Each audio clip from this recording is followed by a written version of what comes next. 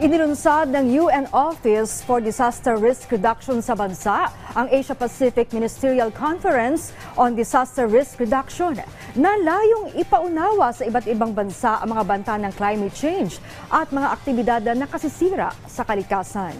Yan ang ulat ni Clazel Pardilla. Ang pinagsamang epekto ng habagat at superbagyong Karina, kamakailan lang, pinalubog sa baha ang Metro Manila at mga karatig probinsya. Babala ng United Nations Office for Disaster Risk Reduction, titindi at mas darami pa ang mga kalamidad sa mga susunod na taon.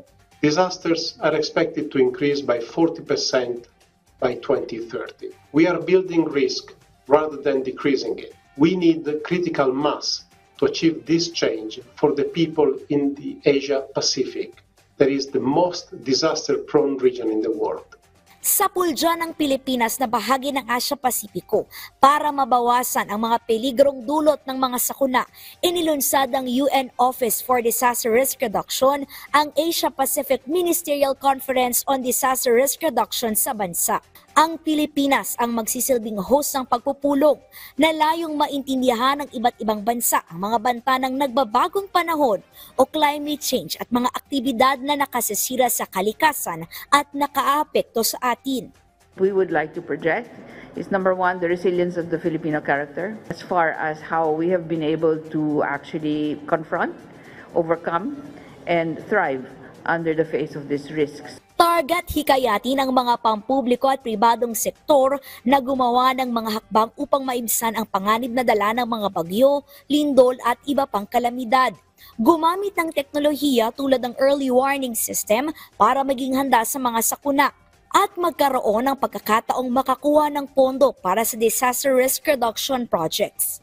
Risk financing as in insurance and the way we handle subnational risk is one of those areas which we need to actually build on. Our agricultural sector, of course, is in need of a stronger insurance capacity.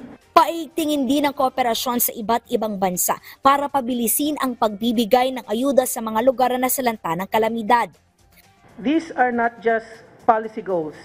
They are vital components of a comprehensive approach that ensures no one is left behind as we build safer, more resilient communities. Lalahukan ang pagpupulong ng 62 bansa. Magsisimula ito mula October 14 na magtatagal ng 4 na araw. Bukod sa pagiging matatag sa iba't ibang sakuna, makatutulong din ang event sa ating ekonomiya. Ito ay makaka-boost sa local economy natin. Magbibigay ng katibayan sa mundo na bukas ang Pilipinas. Bukas ang bagong Pilipinas para sa mga international conferences na makakatulong sa lokal na turismo, lokal na mga negosyo at iba't iba pang mga international na ugnayan.